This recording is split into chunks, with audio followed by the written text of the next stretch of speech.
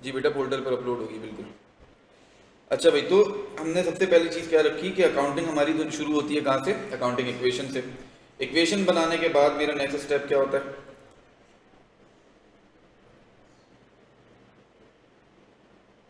चलो बेटा ऑनलाइन वालों जवाब दो, नेक्स्ट स्टेप क्या है मेरा?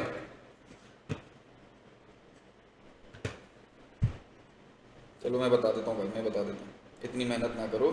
नेक्स्ट स्टेप है जनरल जर्नल। मैं जनरल जर्नल की जगह अगर इसको मिटा के लिख दूँ बुक्स ऑफ प्राइम एंट्री, क्या कोई मसला है यहाँ पे? बुक्स ऑफ प्राइम एंट्री कितने टाइप की होती हैं? सबसे पहले आती है हमारे पास सेल्स डे बुक, फिर आती है हमारे पास सेल्स रिटर्न बुक, फिर आती है परचेज डे बुक, फिर आती है परचेज रिटर्न बुक, बस। और 6 किस्म की होती हैं तो 4 हो गई, अगली 2 कौन सी हैं? कैश बुक, बहुत अच्छे। और एक और भी है बुक ऑफ प्राइम एंट्री, पेटी कैश। बेटा कैश बुक का ही पार्ट है, वो इसी के अंडर में आती है पेटी कैश।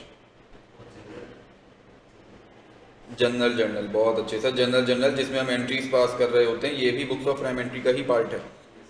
ठीक हो गया sir. Books of prime entry से मैं आगे बढ़ता हूँ, तो मैं कहानी अगली के हाथ कहाँ लेके जाता हूँ?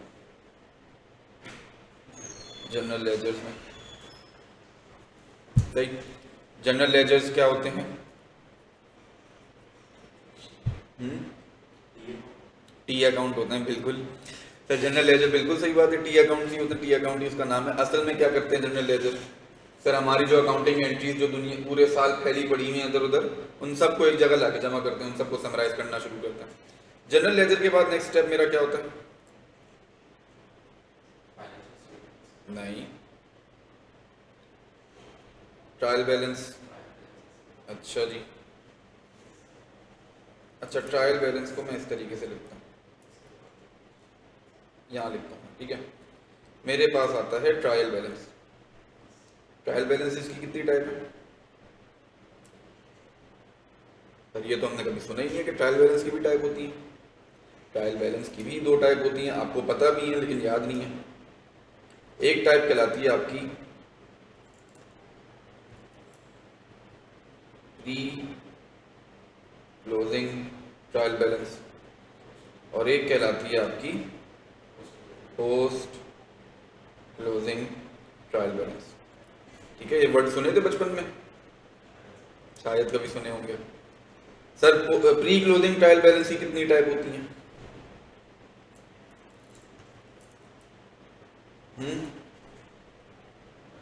Sir pre closing trial balance की भी 2 टाइप होती हैं, एक है अनएडजस्टेड और एक होती है एडजस्टेड। अच्छा भाई, ट्रायल बैलेंस बन गया, अब नेक्स्ट स्टेप क्या है मेरे पास?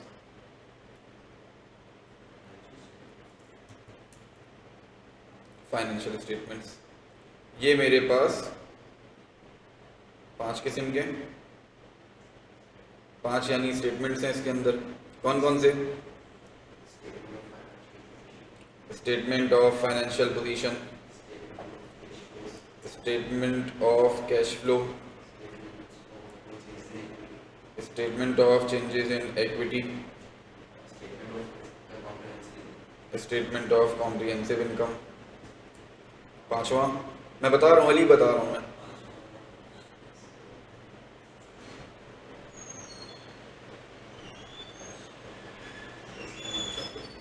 सर आखिरी टाइप हमारे पास होती है notes to FS. Financial statements बनाने में ये 5 चीज़ें इन्वॉल्व होती हैं, सही। Statement of financial position, statement of comprehensive income, statement of changes in equity, statement of cash flow और notes to the financial statement. सही, आपके एफएआर1 के कोर्स में ये 2 चीज़ें, स्टेटमेंट ऑफ कैश फ्लो और changes in equity. Statement of financial position और changes in, अच्छा सॉरी नोट्स भी हैं साथ में। तो ये 2 चीज़ें नहीं है, ये 2 आप इंट्रोडक्शन टू अकाउंटिंग में पढ़ के आए हो, सही। इनके सिर्फ और सिर्फ एक्सट्रैक्ट आपसे पूछता है। अच्छा अब जरा 1 मिनट के लिए हम बात कर लेते हैं ट्रायल बैलेंसेस की। ट्रायल बैलेंस में मैंने आपके सामने किस्में लिखी, कि हमारे पास है प्री क्लोजिंग और post closing. Sir pre closing trial balance क्या होता है? अच्छा, ट्रायल बैलेंस हमें सबको पता है क्या होता है, क्या कि list of all the accounts. सही, जितने भी मैंने ड्यूरिंग द पीरियड में लेजर्स बनाए उन सबको लिस्ट डाउन किया, उन सबके क्लोजिंग बैलेंसेस उनके सामने लिखे और एक लिस्ट तैयार हो गई, तो ये चेक करने के लिए कि मेरे डेबिट्स और क्रेडिट्स इक्वल हो। ठीक है, ये जो मैंने सिंपली लिस्ट डाउन किया, this is called an unadjusted trial balance. ठीक, सिंपली क्या किया, ड्यूरिंग द ईयर के जितने भी लेजर्स थे सबको एक जगह जमा कर दिया, सही, लिस्ट डाउन कर दिया। फिर उसके बाद आता है एडजस्टेड ट्रायल बैलेंस। इसमें क्या करता हूँ मैं? सर इसमें मुझे याद है बचपन में पढ़ा था कि भाई सेल्स जो है स्टेटमेंट ऑफ कॉम्प्रिहेंसिव इनकम में क्लोज की जाती है, purchase statement of comprehensive income में, सारे इनकम्स को मैं पीएनएल में ट्रांसफर करता हूँ, सारे एक्सपेंसेस को मैं पीएनएल में ट्रांसफर करता हूँ और उसके बाद अपना gross profit net profit calculate करता हूँ। सही, इसके साथ साथ कुछ थोड़ी बहुत एडजस्टमेंट भी मुझे नजर आती हैं कि मैं पिछले साल की पूरी अकाउंटिंग जब रिव्यू कर रहा होता हूँ तो कुछ गलतियां नजर आ सकती हैं या कोई ऐसी चीजें जो मिस हो गई हूँ, जैसे नॉर्मली डेप्रिसिएशन। सही, डेप्रिसिएशन की एंट्री कब पास होती है? साल के आखिर में आके जब कैलकुलेट करने बैठे। सिमिलरली इंपेयरमेंट टेस्टिंग साल के आखिर में आके कैलकुलेट की जाती है। ठीक है, तो ये सारी चीजें मैंने क्या किया, बेसिकली अपनी पूरी अकाउंटिंग रिव्यू करी। अकाउंटिंग रिव्यू करने में जो मिस्टेक्स निकली, जो चीजें रह गई थी, जो एंट्रीज मिस हो गई थी, वो सारी की सारी पास करी और अपने इनकम्स और एक्सपेंसेस को ट्रांसफर कर दिया पीएनएल में। सही, that will be called an adjusted trial balance. ठीक है, एडजस्टेड ट्रायल बैलेंस बन गया मेरा, एसओसीआई तैयार हुआ, स्टेटमेंट ऑफ फाइनेंशियल पोजीशन तैयार हुआ, तो ये सारा का सारा उठा के मैं ले जाऊंगा पोस्ट क्लोजिंग ट्रायल बैलेंस में। मतलब क्या, मैं इसको 3 एंट्री से समझाता हूँ, 3-4 एंट्री से। ठीक है, फॉर एग्जाम्पल मैं आपके सामने एक टीबी बनाता हूँ, नन्ना मुन्ना सा, 1 2 3 4 5। ठीक है, 5 लाइनों का टीबी है। मेरे पास आ रहा है कैपिटल, मेरे पास आ रहे हैं रिसीव या कैश लिख लेता हूँ। ठीक है, फिर मेरे पास आ रही है सेल्स, मेरे पास आ रहा है इंटरेस्ट एक्सपेंस, ये सेल्स की जगह सर्विस लिख लेते हैं, और इंटरेस्ट एक्सपेंस के साथ एक कोई छोटा मोटा इनकम या एक्सपेंस लिखूँ अगर मैं, या लाइबिलिटी लिख लेते ना, अक्रूवल, चलो लोन लिख लेते हैं। ठीक है भाई, डेबिट और क्रेडिट। डेबिट क्रेडिट अगर मैं चेक करूं, कैपिटल मेरे पास नंबर्स में अज्यूम कर रहा हूँ 1000, कैश का नंबर मेरे पास 4000, सर्विस इनकम का नंबर मेरा 3000 या बल्कि नहीं 2000, इंटरेस्ट एक्सपेंस 2 और 1 3 500, लोन कितना बनेगा 1500। ठीक है भाई, टीबी मैच है मेरा, 4500 इधर और 4500 इधर। ठीक है, नन्ना मुन्ना सा मैंने टीबी बनाया। सही, ये सिंपली जब लिस्ट डाउन मैंने किया, this will become an unadjusted trial balance. सही, अब मैं अज्यूम कर लेता हूँ कोई एडजस्टिंग एंट्रीज नहीं है मेरे पास, तो यही मेरा फिर एडजस्टेड ट्रायल बैलेंस बन जाएगा। जैसे ही ये काम मैंने क्लोज किया, अब नेक्स्ट स्टेप क्या होगा, मैं पीएनएल और फाइनेंशियल स्टेटमेंट्स और सारी चीज़ें तैयार करूँगा। ठीक है, तो मैंने तैयार करना शुरू किया, मेरे पास आया एसओएफपी। बैलेंस शीट अगर मैं बनाऊं, मेरे पास एक एसेट साइड आएगी और एक कैपिटल प्लस लायबिलिटी साइड आएगी। ऐसा एसेट साइड पे एक ही चीज है मेरे पास, कैश कितने का था, 4000 रुपये का, हाँ 4000 रुपये का। फिर उसके बाद सर कैपिटल में जब लिखना शुरू करता हूँ, याद है बचपन में सीखा था बैलेंस ब्रॉट फॉरवर्ड कितने का, 1000 रुपये का। फिर उसके बाद मैं इसमें लिखता था प्रॉफिट, जो भी आ रहा हो, अभी मैंने प्रॉफिट कैलकुलेट नहीं किया। फिर इसमें से ड्राइंग्स माइनस कराता था, इसके अंदर एडिशनल इन्वेस्टमेंट ऐड करता था, तो मेरे पास बैलेंस कैरी डाउन आ जाता था। ऐसा प्रॉफिट अभी हमारा कैलकुलेट करना रहता है, तो अभी के लिए रुक जाते हैं, मैं अगली चीज़ लिख देता हूँ यहाँ पे लोन, जो क्या है 1500 रुपये का। ठीक हो गया, कोई मसला इसमें, कोई सवाल? मैं प्रॉफिट कैलकुलेट करने जाऊँ तो एक पीएनएल बनाना पड़ेगा। पीएनएल में मेरे पास 2-3 चीज़ें ही हैं, 2 ही चीज़ें वैसे तो, एक सेल्स है कितने की 2000 रुपये की, और एक मेरे पास इंटरेस्ट एक्सपेंस है कितने का 500 रुपये का, माइनस किया तो 1500 रुपये का मेरा प्रॉफिट आ गया। ये 1500 यहाँ ऐड कराऊंगा, टोटल हो जाएगा कितना, 3500 नहीं 2500, ठीक है।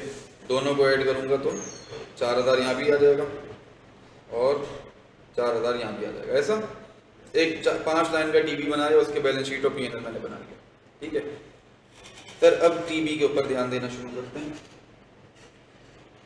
जब मेरे पास इनकम्स और एक्सपेंसेस लिखे हुए नज़र आ रहे हैं ट्रायल बैलेंस में, तो इसका मतलब कि मैंने अभी तक अपने फाइनेंशियल स्टेटमेंट्स को क्लोज नहीं किया।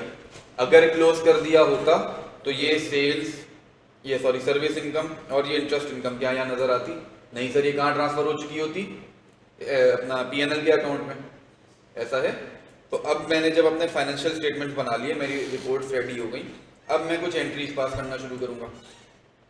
मैं क्या एंट्रीज पास करूँगा, इनको हम बोलते हैं क्लोजिंग एंट्रीज। एंट्रीज क्लोजिंग नहीं, सॉरी क्लोजिंग एंट्रीज।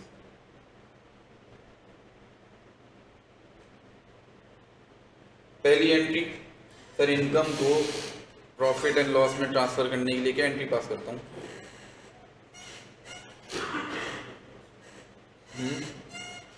इनकम को पीएनएल में ट्रांसफर करने के लिए क्या एंट्री पास करूंगा?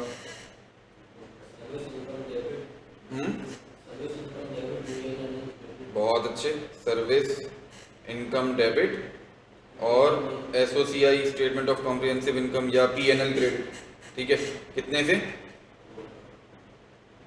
2000 से, ठीक हो गया। फिर उसके बाद अगली एंट्री मेरी पास होगी एक्सपेंस को ट्रांसफर करने की। एक्सपेंस कौन सा था? इंटरेस्ट एक्सपेंस, ओ सॉरी एसओसीआई डेबिट होगा और इंटरेस्ट एक्सपेंस क्रेडिट होगा। यहां तक की एंट्री सबको आती है। अगली एंट्री क्या पास करूंगा?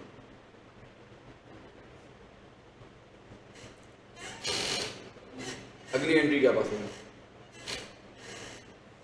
मसला यहां शुरू होता है भाई, मैंने तमाम इनकम्स को पीएनएल में ट्रांसफर कर दिया, तमाम एक्सपेंसेस को पीएनएल में ट्रांसफर कर दिया, तो मुझे बताओ क्या मेरा पीएनएल का जो क्लोजिंग बैलेंस बन रहा होगा वो अभी मेरा प्रॉफिट होगा या लॉस हो? जो भी हालात बन रहे हो, जैसे अभी यहाँ पे अगर मैं सवाल बनाऊँ, एक छोटा सा टीवी बनाऊँ, सॉरी लेजर अकाउंट बनाता हूँ एसओसीआई का, तो मेरी एंट्री क्या पास हुई है? एसओसीआई सबसे पहले क्रेडिट हो रहा है, तो क्रेडिट साइड पे मैं लिखूंगा सर्विस इनकम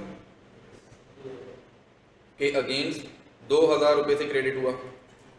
फिर उसके बाद 500 रुपये का एक एक्सपेंस आ रहा है डेबिट का, तो मैं लिखूंगा डेबिट साइड पे इंटरेस्ट इनकम के अगेंस्ट, सॉरी एक्सपेंस के अगेंस्ट 500 रुपये से डेबिट हो रहा है। तो अभी यहाँ पे अगर मैं बैलेंस कैरीड डाउन निकालूं, बेसिकली जो क्या कहलाएगा, मेरा प्रॉफिट कहलाएगा। कितना से? 1500 रुपये से। इस 1500 रुपये का क्या करूँगा? बहुत अच्छे सर, ये कैपिटल में ट्रांसफर हो जाएगा।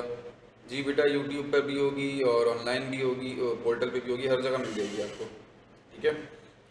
तो इसका मतलब एक एंट्री मेरी हमेशा पास होनी है, कौन सी? कि जो भी मैंने प्रॉफिट कमाया वो सारा का सारा अभी के लिए कहाँ ट्रांसफर करूंगा मैं, क्योंकि हमने रिटेन अर्निंग कंपनी में बनता है, हम कैपिटल लेके चल रहे हैं, तो मतलब प्रॉफिट का पार्ट बनाना है मुझे, सॉरी कैपिटल का पार्ट बनाना है इसको।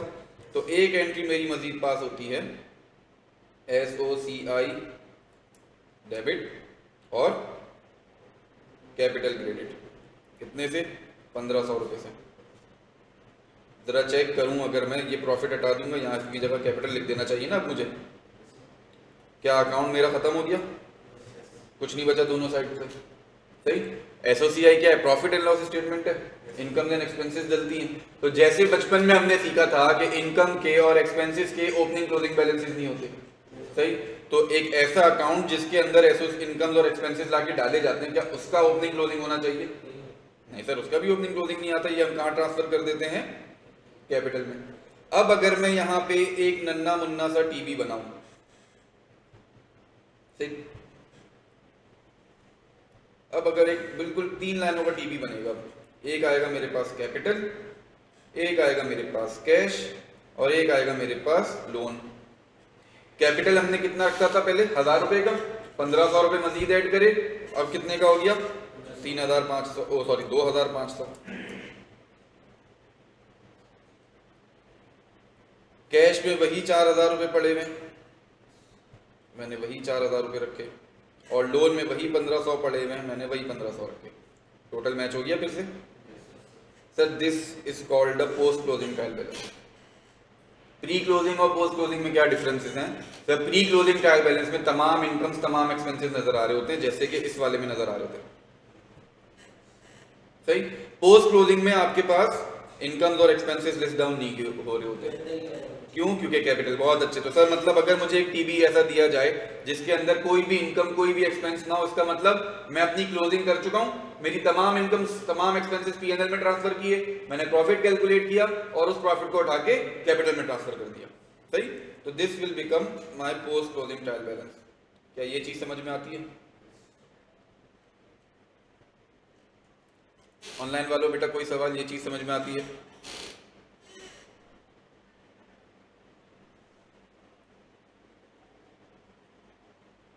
आगे बढ़ूं मैं यहाँ से? अच्छा, कुछ कॉपी तो नहीं करना? पीडीएफ वैसे मैं भेज दूंगा, मेरे ख्याल से ये चार्ट आप लोग बस कॉपी कर लो एक बार।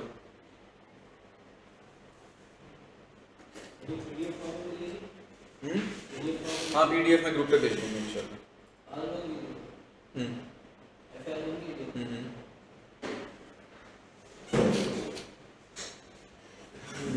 सर पे लगा दिए, जल्दी जल्दी कॉपी करो बेटा।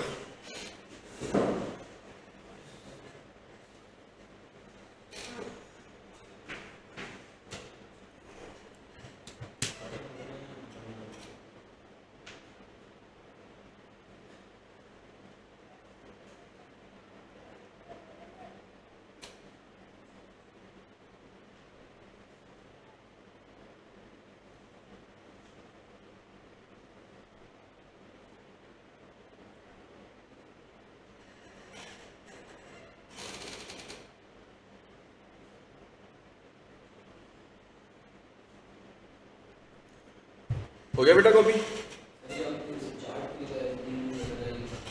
हाँ क्या चीज लिखी है? Sales day book, sales return book, purchase day book, purchase return book, cash book और जनरल जर्नल। हमारे काम की इसमें एफआईआर में तो जनरल जर्नल। हाँ एफआईआर 1 में सिर्फ जनरल जर्नल आता है, डायरेक्ट यहाँ से शुरू करते हैं। ये सारी चीज़ें बचपन में बनाना सीखते हैं।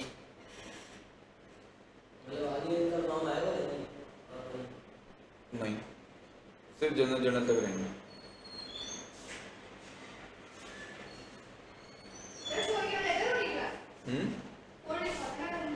नहीं रूम 4 खराब हो गया तो क्लास यहीं पे होगी। अच्छा मैं शुरू की 2-3 क्लासेस में आईए वाली चीज़ें पढ़ाऊंगा सारी, सही। Journal entries, ledgers, trial balances, सारे बचपन की जो अकाउंटिंग है 2-3 क्लासेस में समझ लो 4 घंटे में बचपन की अकाउंटिंग सिखाऊंगा, ताकि सारे डेबिट क्रेडिट्स हमारे रिवाइज हो जाएं। उसके बाद फिर मैं लेके चलूंगा उन कॉन्सेप्ट्स की तरफ जो हमारे एफआईआर 1 में लिंक होंगे, ठीक है। कर लिया? कॉपी कर लिया? आगे बढ़े। ऑनलाइन वालों कॉपी कर लिया?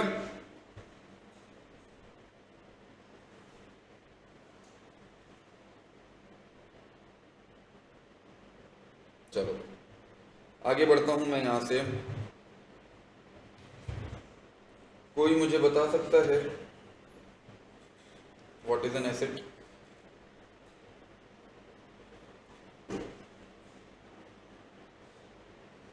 क्या हो गया भाई? आईए पास करके आए हो ना सारे?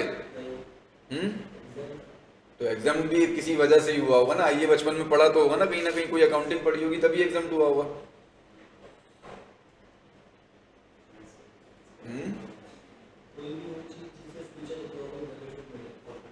फिजिकल existence हो as it is a resource controlled by the entity। अरे यार पूरी डेफिनेशन लिख लो। आओ भाई,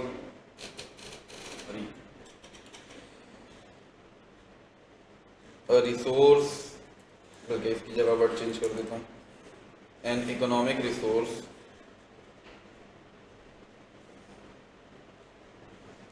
controlled by the entity as a result of past event from which future economic benefits are expected to flow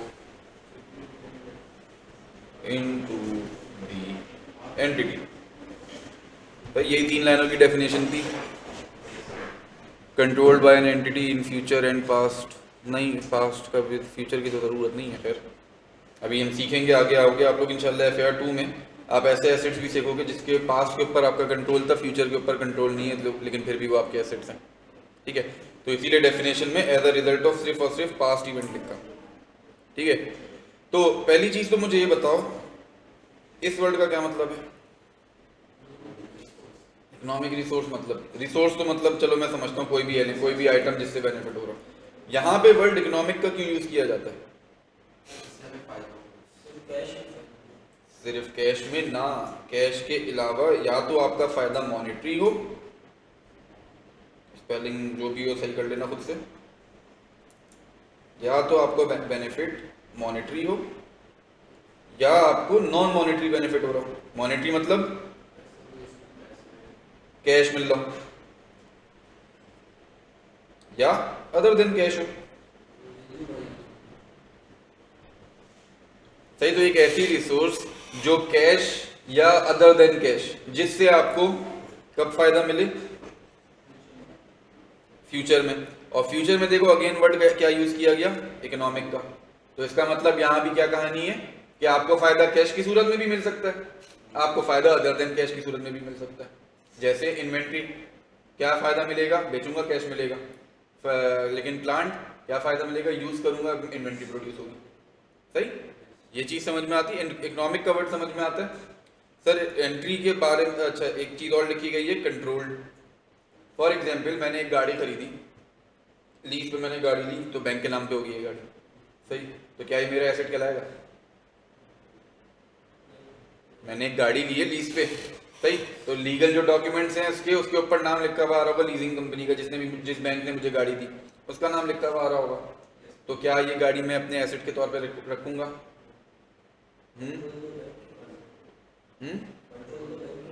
control bank के पास होगा। Sir bank के पास, अच्छा ऑनलाइन वालों आप बताओ यार, ऑनलाइन वाले इतने सन्नाटे में क्यों बैठे हुए?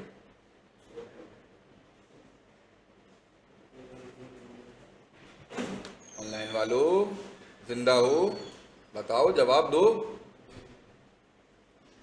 मैंने एक गाड़ी एक बैंक से लीज पे ली, गाड़ी मेरे पास है, लीगल डॉक्यूमेंट के ऊपर ओनरशिप लिखी हुई है कि भाई ओनर जो है फलाना बैंक है। ठीक है, मुझे ये बताइए क्या मैं एज अ कंपनी इस गाड़ी को अपने एसेट के तौर पे रिकॉर्ड करूंगा या नहीं रिकॉर्ड करूंगा? सादिया बोल रही हैं यस, अली बोल रहे हैं नहीं। सर मुझे ये बताइए यहाँ पे वर्ड लिखा हुआ क्या है? कंट्रोल्ड। क्या यहाँ पे कहीं भी वर्ड लिखा हुआ है ओन? एसेट हुआ ये मेरा। क्यों? क्योंकि सर गाड़ी भले से उसके नाम पे हो, कैसे चलानी है, कब चलानी है, कितनी चलानी है, कहाँ जाना है, कहाँ नहीं जाना, ये सब मैं डिसाइड कर सकता हूँ। गाड़ी का जितना बेनिफिट है सारा मैं अवेल करूंगा, जैसे जैसे अवेल करना है वो भी मैं डिसाइड करूंगा। तो मैं एसेट को क्या कर रहा हूँ? कंट्रोल कर रहा हूँ। सही, ओनरशिप की तो बात ही नहीं करी। बचपन में याद होगा एक कॉन्सेप्ट हमने पढ़ा था, सब्सटेंस ओवर फॉर्म, याद है कि सर हम किसी भी ऑब्जेक्ट की लीगल क्या कहते हैं उसमें नहीं देखते, लीगल ओनरशिप नहीं देखते, हम ये देखते हैं कि उसका बेनिफिट कौन उठा रहा है। तो गाड़ी का बेनिफिट कौन उठा रहा है? जिसने गाड़ी लीज पे ली है। तो क्या वो अपने पास एसेट रिकॉर्ड करेगा? ये सर बिल्कुल रिकॉर्ड करेगा। डेप्रिसिएशन एक्सपेंस बुक करेगा? ये सर डेप्रिसिएशन एक्सपेंस भी बुक करेगा। सही है, तो ओनरशिप और कंट्रोल इन दोनों का डिफरेंस समझ में आता है। आगे बढ़ूं यहां से। अच्छा, expected to flow into the entity, past event, और कोई मेरे ख्याल से वर्ड इसमें काम ऐसा है नहीं जो उसमें समझाना हो मुझे। ठीक है, दूसरी डेफिनेशन हमारे पास लायबिलिटी की आती है। हाँ भाई,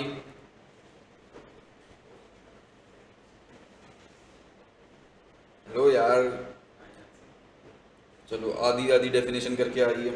a present obligation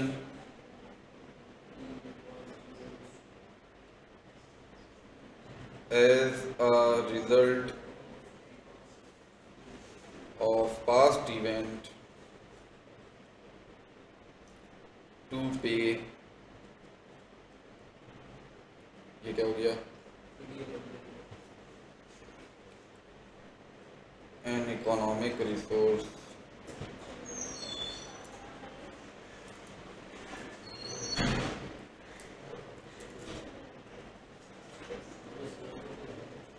to pay an economic resource, बस a present obligation incurred as a result of past event to pay an economic resource. Again economic resource का मतलब monetary and non monetary. Economic का word जहां भी लिखा हुआ है पूरी अकाउंटिंग में, इसका मतलब क्या है, मॉनेटरी नॉन मॉनेटरी, मॉनेटरी दोनों आइटम्स की बात कर रहे हो. क्या मेरी कोई लायबिलिटी नॉन मॉनेटरी हो सकती है? क्या मेरी लायबिलिटी नॉन मॉनेटरी हो सकती है? ट्रेड पेबल में मुझे कैश पे करना होता है.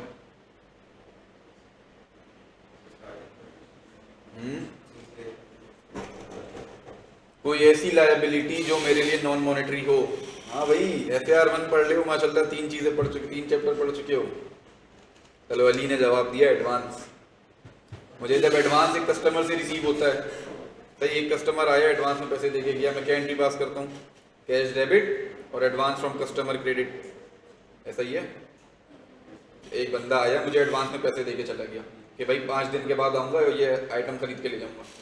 ठीक है, आया तो मैंने एंट्री, मेरे पास कैश रिसीव हुआ, कैश डेबिट किया होगा और एडवांस लायबिलिटी क्रेडिट की होगी मैंने. फिर इन फ्यूचर जब वो आएगा मेरे पास एसेट खरीदने के लिए, जिस चीज़ के लिए भी इसने पैसे दिए थे, मैं क्या करूँगा, एडवांस को डेबिट करके वो आइटम क्रेडिट कर दूंगा. ऐसा है सही. तो एक नॉन मॉनेटरी ऑब्लिगेशन में हमारे पास एडवांसेस आते हैं.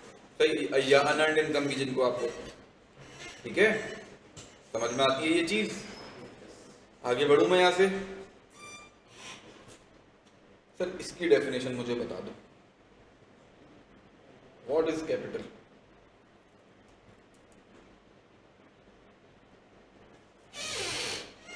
इसकी डेफिनेशन कोई बता दे मुझे.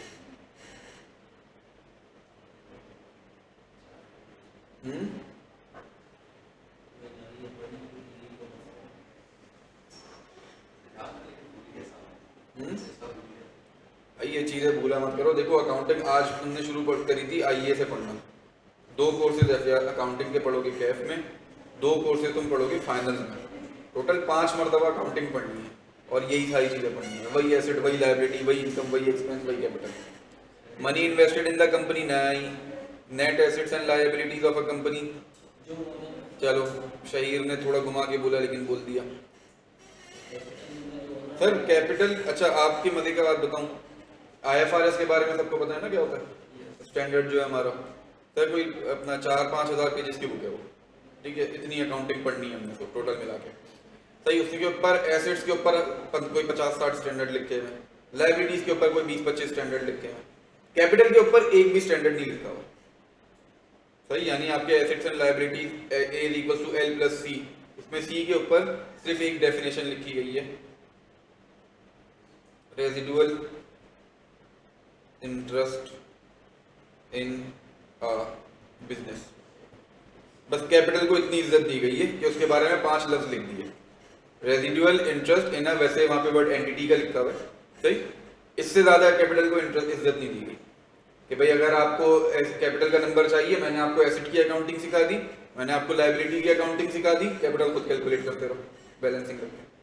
तो बैलेंसिंग रखने का मतलब मैं इसको बोलता हूँ, दूसरा नाम जो इसका यूज किया जाता है, जो शहीर ने आई गेस यूज किया था, हाँ शहीर ने यूज किया, मैं बोलता हूँ इसको net assets. What are net assets? Accounting equation को थोड़ा सा ऑल्टर कर दूं तो capital will be equal to asset minus liability. क्या ये चीज समझ में आती है? नहीं बेटा Shafi, capital is the money used to build run grow our business. ना, बिल्कुल गलत. क्यों? क्योंकि मैं बिजनेस को रन ग्रो करने के लिए लोन्स भी यूज कर सकता हूँ. लगाया हुआ और कमाया हुआ पैसा कहाँ लगाया हुआ बेटा?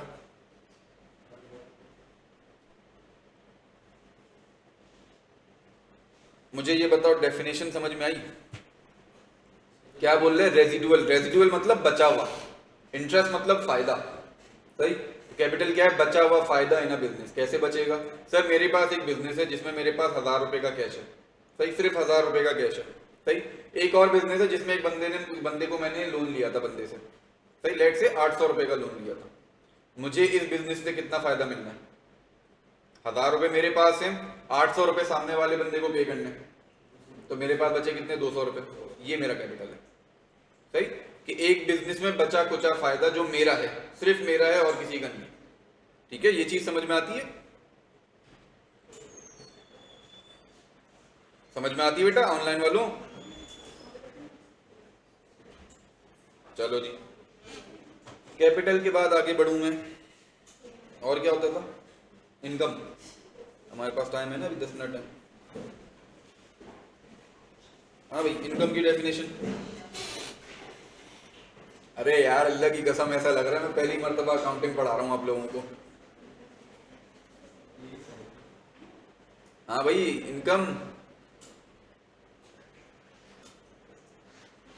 रेवेन्यू। वाओ बेटा, रेवेन्यू इज नॉट इनकम। चलो, revenue is income, revenue over expenses नहीं। मुझे डेफिनेशन चाहिए भाई, डेफिनेशन।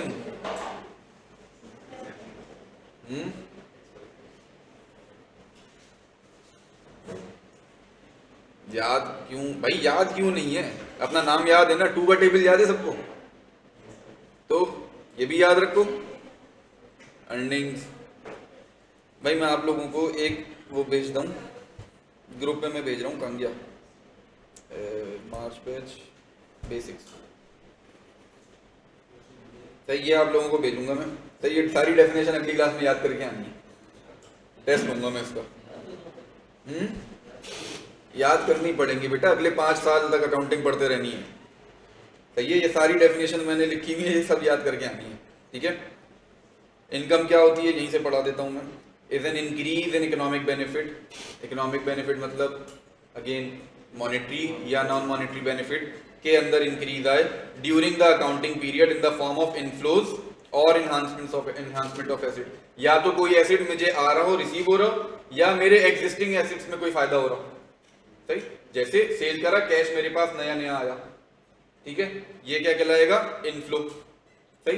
एनहांसमेंट मतलब फॉर एग्जांपल मेरे पास डॉलर्स पड़े हुए थे, सही, मैंने कोई बिजनेस नहीं किया, कोई ट्रेडिंग नहीं करी, सिर्फ डॉलर्स पड़े हुए, 30 जून पे पहुंचा, पता चला डॉलर का रेट बढ़ गया, इनकम हुई है मेरी।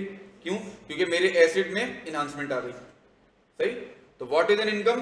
An increase in economic benefit during the accounting period in the form of inflow और एनहांसमेंट ऑफ एसेट। और अच्छा, दूसरा पोर्शन क्या है? डिक्रीज ऑफ लायबिलिटी, कि अगर मेरी लायबिलिटी कम हो जाए, ये भी मेरे लिए फायदा है ना। फॉर एग्जाम्पल, एक मेरे पास बंदा था जिससे परचेज मैंने करी थी 500 रुपए की, सही, वो बंदा मर गया, सही, इसका कोई बेटा बेटी कोई कुछ नहीं है, वाली वारिस कोई नहीं है, मेरे 500 रुपए बच गए, सही। तो ये भी मेरे लिए एक इनकम है। तो पैसे कमाने के लिए बंदे मारना ना शुरू कर देना, ठीक है। तो इनकम क्या है? 2 चीजें, या तो मेरे एसेट्स में इंक्रीज आ जाए या मेरी लायबिलिटीज में डिक्रीज आ जाए, ऐसा है।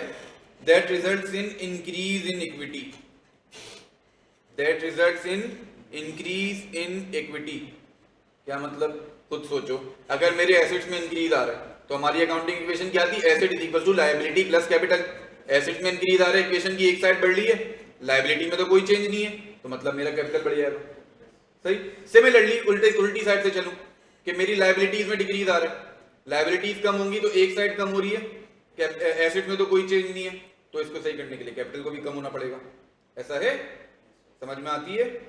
कैपिटल कैसे कम होगा बेटा? कैपिटल बढ़ेगा ना, एसेट में कोई चेंज नहीं आ रहा, लायबिलिटी कम हो रही है, तो इक्वेशन बैलेंस करने के लिए कैपिटल को बढ़ाना पड़ेगा ना, सही। मेरे पीछे पीछे ना भागना शुरू कर दो, थोड़ा सा दिमाग लगाओ। समझ में आती है ये चीज? आगे बढ़ू यहां से। अच्छा, फिर उसके बाद एक वर्ड बड़े काम की जो लिखी जाती है, other than relating to equity contribution from participant. क्या मतलब? बिजनेस में किसी ओनर ने पैसा इन्वेस्ट कर दिया, sir, this is not an income, ठीक है। वो इनकम क्या है? सिर्फ और सिर्फ जो एसेट या लायबिलिटीज के इंक्रीज डिक्रीज की वजह से हो, other than contribution from owner. अब वैसे अगर देखा जाए, ओनर अगर पैसा इन्वेस्ट करता है तो मेरे पास कैश बढ़ रहा होता है ना, सही, तो देखने में तो मेरा एसेट इंक्रीज हो रहा है, लेकिन क्योंकि ये ओनर की ट्रांजैक्शन है, कहाँ गया? इक्विटी पार्टिसिपेंट्स की ट्रांजैक्शन है, मैं इसको इनकम नहीं बोलता, ठीक है, ये चीज समझ में आती है।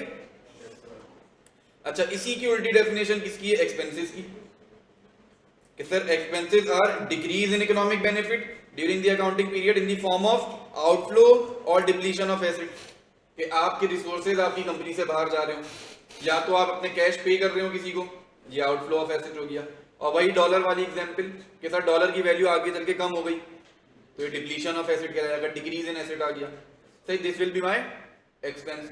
और दूसरी चीज क्या लिखी कि मेरी लायबिलिटीज इनकर हो जाए, लायबिलिटीज इंक्रीज हो जाए, तो ये क्या कहलाएगा? एक्सपेंस।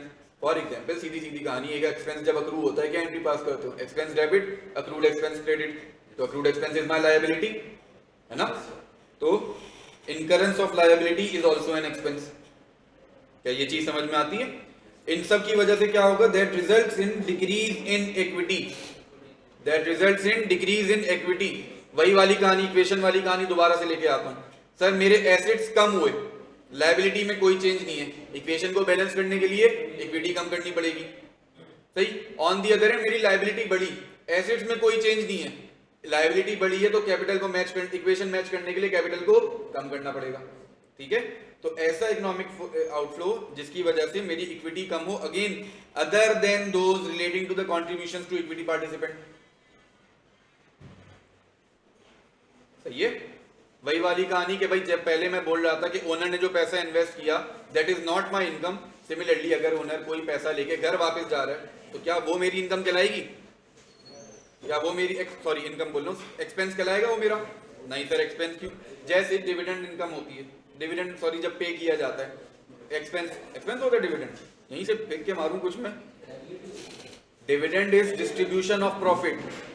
डिविडेंड क्या है? कभी भी याद रखना, ये चीज याद रखना, बराए मेहरबानी याद रखना, इंटरव्यूज में सवाल पूछा जाता है, क्या dividend profit and loss statement में नजर आता है? नहीं नजर आता। क्यों? क्योंकि dividend is not an expense. Owner का पैसा है, वो घर लेके जा रहा है, इसको मैं एक्सपेंस क्यों बोलूं? समझे? बचपन में वो ड्राइंग्स कहलाती थी, अब बड़े होके वो डिविडेंड कहलाने लग गए। सही है।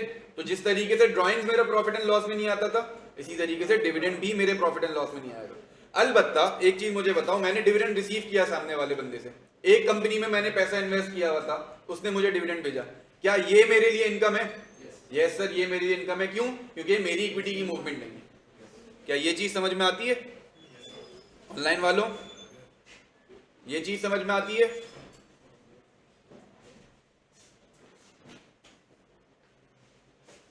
चलो बेहतरीन हो गया सर, हमारा टाइम भी ऑलमोस्ट मुकम्मल हुआ, आपकी नेक्स्ट क्लास का भी टाइम है। डिविडेंड को कैपिटल में से लेस कराएंगे? जी हाँ, बिल्कुल लेस कराएंगे, बिल्कुल ऐसा ही है। अच्छा सर, नेक्स्ट क्लास में मैं आप लोगों को एंट्रीज के पास लेके जाऊंगा। इक्वेशन सॉल्व करने की मेरे हिसाब से जरूरत नहीं है, क्योंकि आप इतने भी नन्हे मुन्ने नहीं है कि इक्वेशन बैठ के सॉल्व करें। मैं अकाउंटिंग एंट्रीज से शुरू कराऊंगा, कुछ एंट्रीज में पास कराऊंगा as a sole trader business, कुछ एंट्रीज में आपसे रिकॉर्ड कराऊंगा एज अ कंपनी, और कुछ स्पेसिफिक ट्रांजेक्शन की एंट्रीज पास करवाऊंगा मैं। ठीक है, 2 क्लासेस में लगाऊंगा इंशाल्लाह एंट्रीज के ऊपर, फिर हम जाएंगे एफएस के पास अगली 2 क्लास, एक क्लास में, फिर आ जाएंगे हम अपने FR1 के कॉन्सेप्ट्स के पास। ठीक है, समझ में आती है चीज?